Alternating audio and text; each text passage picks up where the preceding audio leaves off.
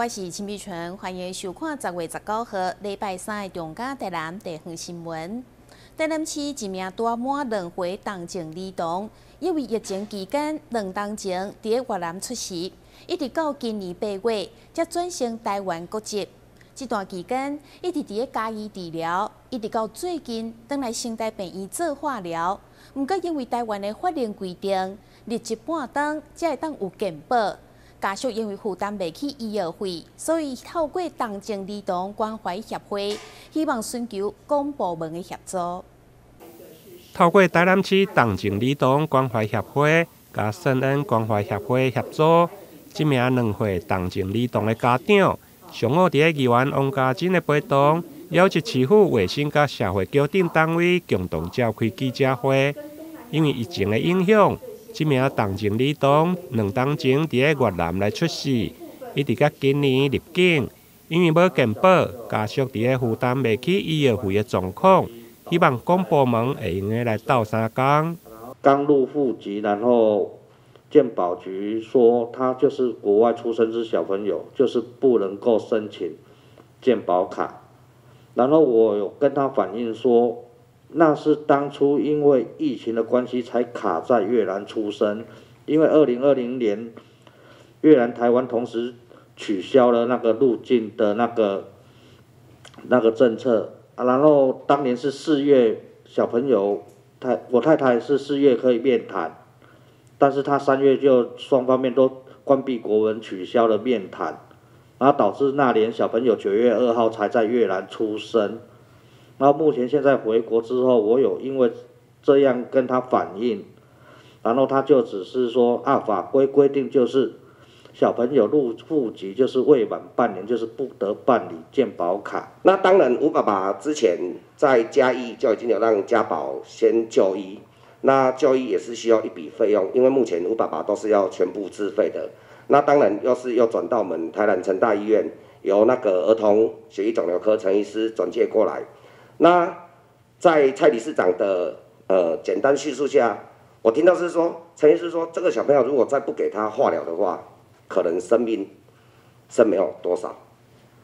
好，那当然我当下第一个反应是说，当然我们政府健保已经规定半年后享有健保，但是吴爸爸这庞大的费用要怎么处理？那接下来就是说，我们健保局跟医院的部分，我们是不是可以用一个所谓的个案？ 专案下去处理这一个吴小朋友的 case， 好，要不然吴爸爸如果经济压力负担不起的话，那是不是就让小朋友就这样子的吗？制度是为人服务的，哈，当制度有所不足的时候，我们的制度有没有可能的空间，让为人服务的宗旨得以落实，而不是因此。 造成了人命的伤害。现场包括卫生局甲社会局，因为碍于法令的规定，因为健保必须爱入职半冬以后才会用来投保。不过议员认为法令是死的，希望公部门会用来寻求解套，或者是个案来处理。至于募款的部分，因为劝募条款的规定，目前嘛只用靠民间的社团来协助，因为家属本身是嘉义人。 目前社会局嘛透过嘉义的社工来介入，希望会用帮助家属渡过难关。台南新闻林根采访报道。为了照顾经济弱势家庭，市府社会局陆续伫亲子幼幼馆开办亲子梦想故事营。19号第一场就伫安平馆举行。 市长黄伟哲嘛到场宣导台南市率先全国发放防疫补贴等弱势福利。 台南为了建立友善育儿环境，目前已经打造11处亲子幼幼馆，让幼儿甲父母有专属的活动空间。19号，市长黄伟哲来到安平馆，除了关心目前正在推动的亲子故事营，以及甲幼儿互动，嘛表示为了减轻家长负担，率先全国实施防疫补贴。 强调，除了长辈以外，就是烦恼未满6岁婴幼儿受疫情影响，税府下调给民众将发放1000块。预估今年有51万的民众受惠，其中幼儿就74000多位。幼儿染疫的话，爸爸妈妈一定有人照顾他，照顾他很容易被传染，也就染疫了，然后再传给其他的家人，就这样变成连环爆。因此呢，我们特别着重在这个部分，希望给防疫津贴，给这个家长去购买一些防疫物资，口罩也好，儿童用的口罩也好，酒精也好，或是快筛也好，因为儿童用的快筛都比较特殊的规格，因为小孩子没有办法让你捅鼻子啊，那因此这个部分我们都特别希望说家长能够有一些物资。那因为去年有发了5倍券，前年有发了3倍券，但是今年中央政府没有再发券的计划，所以有的地方政府，那虽然资源比较不足，但是我们也努力来希望能有一点来不无小补的帮忙大家做防疫。亲子梦想故事也主要是以绘本作为教材，培训讲师来甲幼童家长互动。其中参与活动的家长嘛，亲手制作小风吹送予市长黄伟哲，并写上祝福甲愿望，场面相当温馨。台南新闻管制何乔芳采访报道。国民党台南市长候选人谢龙介日前伫麻豆的果园开直播，批评市府讲文旦全部销售一空是假消息。黄伟哲竞选总部表示，老张文旦早伫中秋进前就被定了，其他油啊中央要采购的机制。不过实际状况到底是安怎呢？谢龙介18号下晡再度前往麻豆的油啊行现场查看，咱做回来了解。针对黄伟哲竞选总部回应，表示讲谢龙介一到选举就咧制造文旦之乱。对此，国民党台南市长候选人谢龙介18日下晡3点，伫议员游荣志、议员候选人童小云等人的陪同之下，再次来到麻豆果园直播，这些好民众眼见为凭。你讲这是有诶，啥物咧假外品？我讲，这拢老张的啦。这无大个呢，一半了啊大个尔呢，这主要一半一半呢，绿树呢。这个这就是买啊，这个豆豆落，伊都无慢嘛，过熟了较落来嘛。谢龙介也呼吁黄市长爱务实面对农民的问题，同时伊也宣布将伫咧麻豆举办30场座谈会。黄市长，咱务实来面对农民的问题嘛，我会伫麻豆召开30场的演讲会，这30场的座谈会，我要让麻豆人了解，啥物人真正是文旦之乱。谢龙介表示，座谈会除了是要让人民知影真相，更重要是要听取农民的心声甲需求，包含农业仓库收购的方式、产业道路改善、肥料补助等，嘛要让麻豆人知影文旦之乱的罪魁祸首到底是啥人。台南新闻张硕维采访报道。台南市北外环道路第3期正式通车，全长大约4.8公里，将会当缩缓南科衔接新港社大道到大港大道之间的车潮，提升南科连外交通的品质。3、2、1。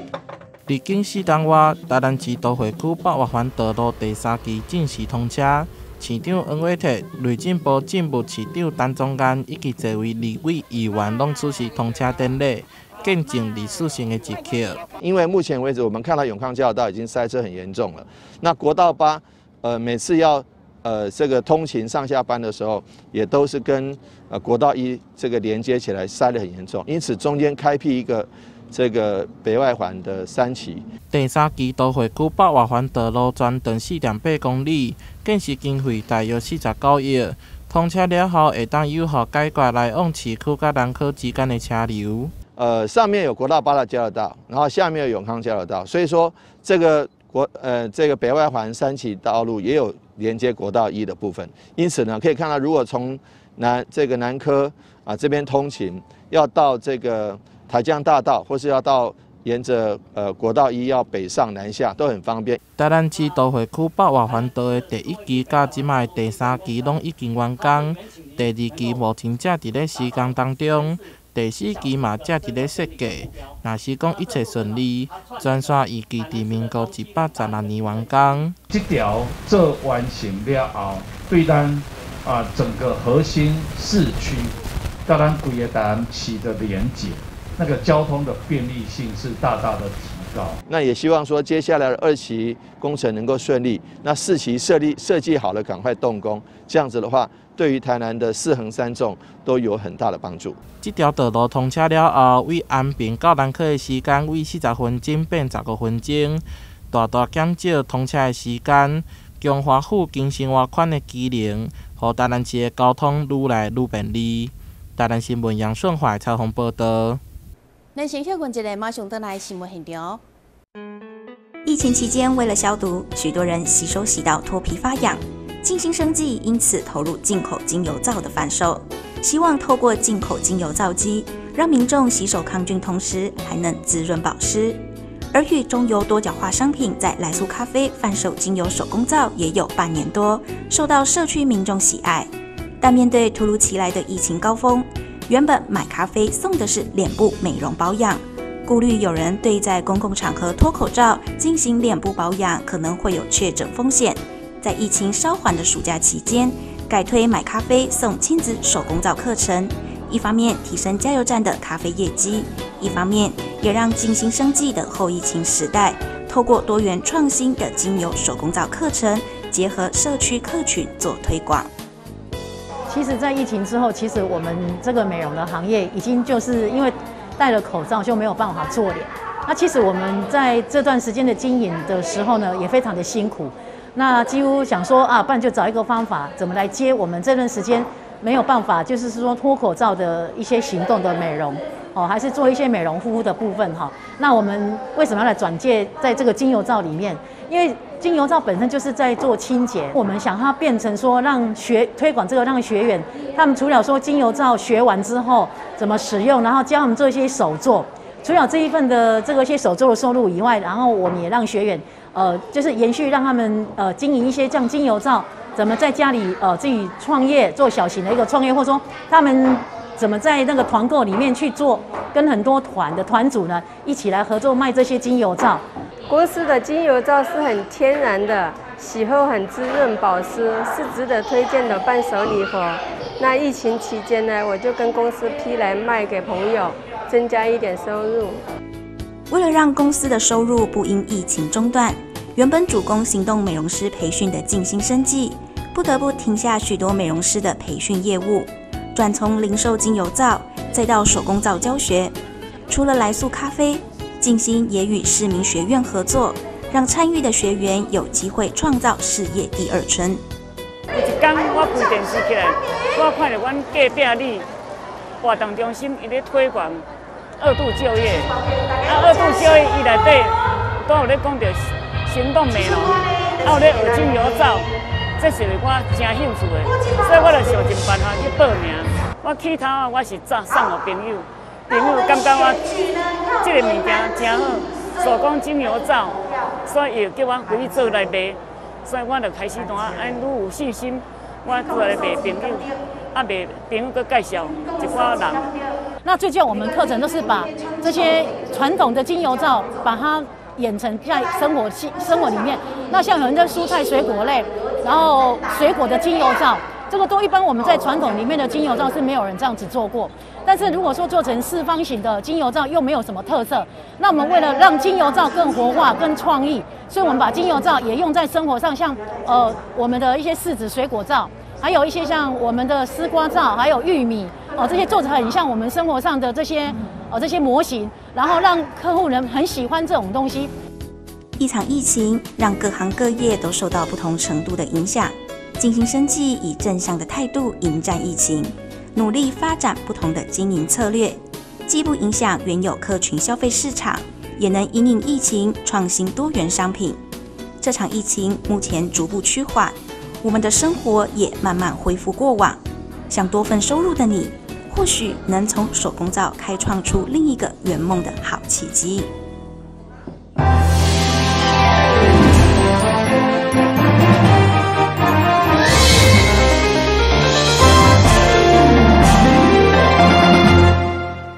立达海洋工程公司为台南市打造全国第一架太阳能电动清洁船“立达阳光号”，并且关键和台南市环保局协助清理运河的粪扫。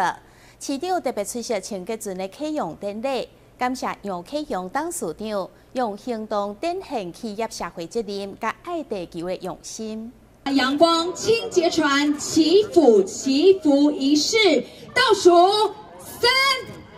2、1，立达阳光号启用典礼19日伫台南运河举行，市长王伟哲、环保局长谢世杰、立达海洋工程董事长杨启雄等人，做伙摕到象征机会捕头，代替传统剪彩，欢喜完成下水典礼，同时并见证立达阳光号头一摆的清洁任务。在航速2节有16小时的续航能力。立达公司能够捐赠一个河川水面的清洁船，这个船是靠电力的动力的哈，那不是靠燃油的动力，而且耗费高达800万元打造这样子一个非常具有环保的，而且具有这个环境意义的哈，本身又可以来清洁河面。它可以看到刚刚看到那个清洁河面的方式是用这样电动这样捞取，不需要人工下去用棍子或者用什么样的网子。其实坦白讲，对执勤的人员哈比较保障安全保障性会更高。那加上它本身好上面是太阳能的面板哈，所以说本身又可以制造这个电力哈，所以说完全不用油耗。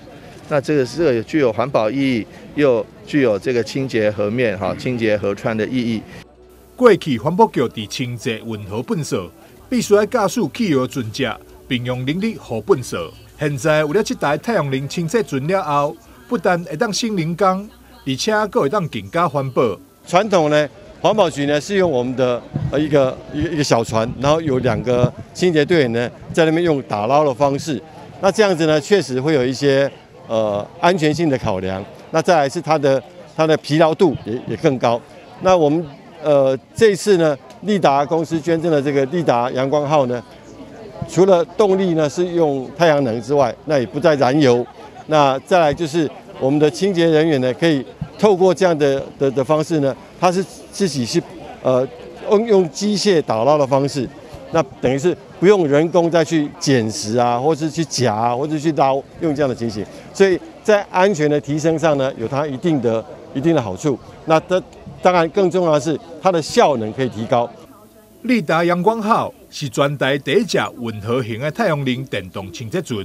立达海洋工程董事长杨启雄希望透过这次的捐赠，将这种更加环保的清洁方式，为台南开始传到全国各地。把这艘船带到台南来，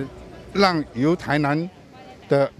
台南运河开始研发至其他的县市，跟里面的河流、跟港口、跟那个水库，能够让它其他起了一个作用。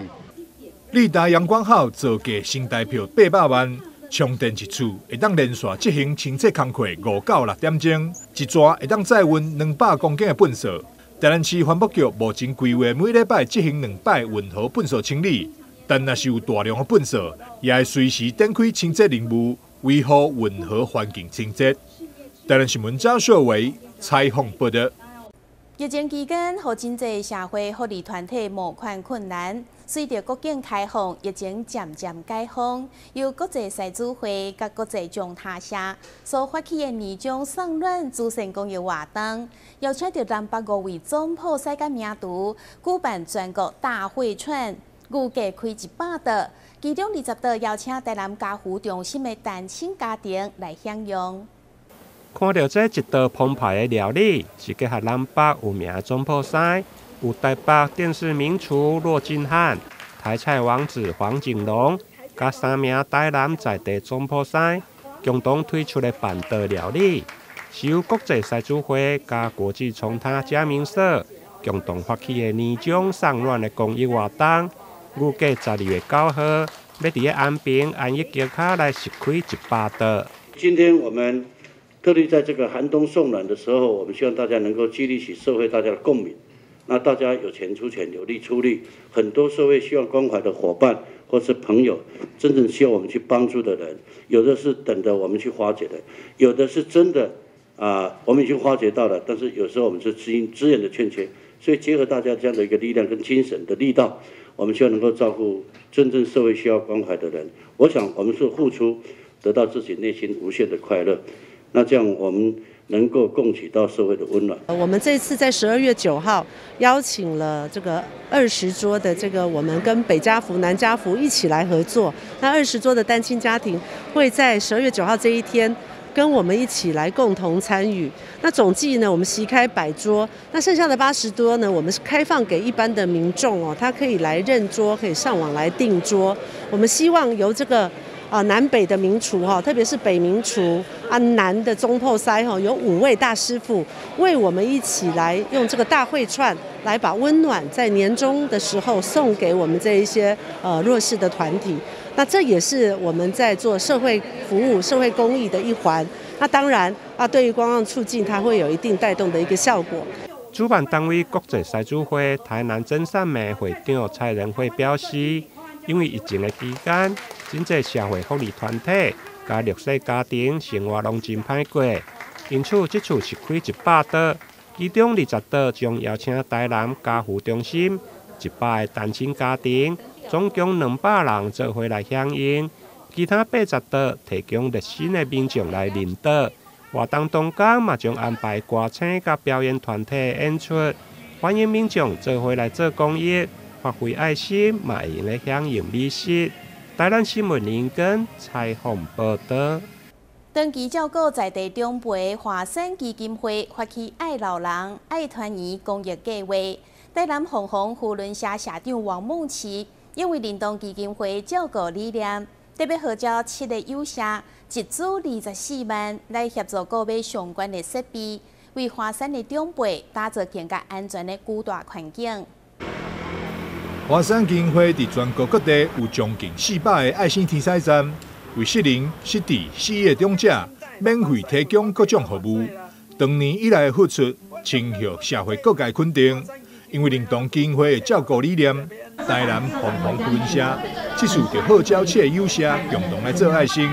捐赠予基金会无障碍扶手甲血压计，协助独居长者改善居家安全。在居家环境上面能够有一些辅助，主要目的呢是要减少他卧病在床的机会，能够让他生活能够自理。只要他能够生活自理，这有多重大的意义？他自己能够有尊严的生活，照顾者能够减少照顾的心力，社会的医疗资源可以减少很多，所以其实是一个3赢的局面。这也就是我们当初想要做老人辅具这一块最主要的初衷。透过今天大家一起努力，让这个悲剧不发生的时候，我们可以减少很多的社会资源，所以我们今天做的这件事真的是非常的有意义。那以往我们听到他们所服务的那些区域，其实都是台湾非常有名的观光胜地，但是台湾的高龄化跟少子化是一个已经不可逆。那也在透过我们今天的大家的出现，让这个事情透过媒体记者朋友们，让大家看到这个未来台湾真正很重要的问题。那我们就大家手牵手、心连心，一起让这件事情，也透过今天的媒体，让更多人知道，华山的义举，还有我们扶轮社，也愿意以服务集散天下。伫华山所有徛伫第一线服务长者的站长，上烦恼的就是长者伫厝内发生意外，若是无被及时发现，恐惊会造成遗憾。因此，有了扶轮社这次爱心捐赠。也和安南一站站长廖佩玲非常的感谢。华山基金会在服务长辈的过程里面呢，发现就是长辈跌倒，经常会影响他的未来的生活自理能力，这伤害性其实是很大的。所以我们非常感谢凤凰扶轮社对孤老的帮忙。站长廖佩玲表示，现在经济不好，影响到长辈照顾经费募集，希望社会大众会当伸出援手，做伙关怀弱势长辈。台南新闻张硕维采访报道。为了延续特区营造的成果，市府水利局再次争取中央增减经费1亿4000多万，将对特区桥到金塘桥400公尺的护岸进行改造。19号上午正式开工。